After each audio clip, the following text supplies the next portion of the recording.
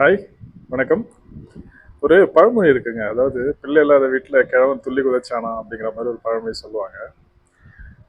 இது எதுக்கு நான் சொல்ல வரேன்னா, இன்னைக்கு பார்த்தீங்கன்னா சிங்கப்பூர் மார்க்கெட், யூஎஸ் மார்க்கெட்டை தவிர்த்து மற்ற எல்லா நாட்டோட மார்க்கெட்டுமே இன்னைக்கு விடுமுறை தான். ஸோ மார்க்கெட் எதுவுமே வந்து லைவ்ல இல்லை. பட் இன்னைக்குன்னு பார்த்தீங்கன்னா நம்ம மார்க்கெட்டை மார்னிங் வரைக்கும் நம்ம எக்ஸ்பெக்ட் பண்ண மாதிரி ஓலடைலாக தான் இருந்தது. ஓப்பன் பண்ணதுலேருந்து மணி 12:30 வரைக்கும் பார்த்தீங்கன்னா ஓலடைலாக தான் இருந்தது. பட் அதுக்கப்புறம் பார்த்தீங்கன்னா ஒன் சைட் மூமெண்ட்டாக மாறிச்சு. மாறி புல்லிஷாக க்ளோஸ் ஆயிருக்கு. நிஃப்டி பார்த்தீங்கன்னா 22,968 ரேஞ்சிலையும், பேங்க் நிஃப்டி பார்த்தீங்கன்னா 52,609 ரேஞ்சிலையும் க்ளோஸ் ஆயிருக்கு. ஸோ இது வந்து ஒரு சின்ன டெக்னிக்கல் பவுன்ஸாக தான் எடுத்துக்க முடியும்.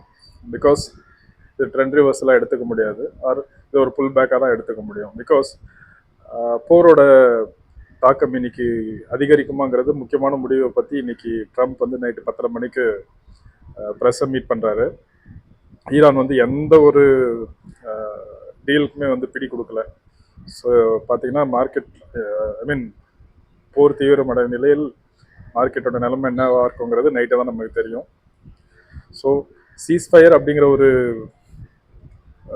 கான்செப்ட் வந்துச்சுன்னா கண்டிப்பாக மார்க்கெட் இது வந்து நம்ம ஒரு பாட்டம் எடுத்து நாளைக்கு மார்க்கெட் புல்லிஷாக மாறதுக்கு வாய்ப்பு இருக்குது. பட் வார் வந்து இன்னும் சிவியர் ஆக போகுதுன்னா பொறுத்திருந்து தாங்க பார்க்கணும். Stay tuned for my next update. Thank you. Thanks for watching.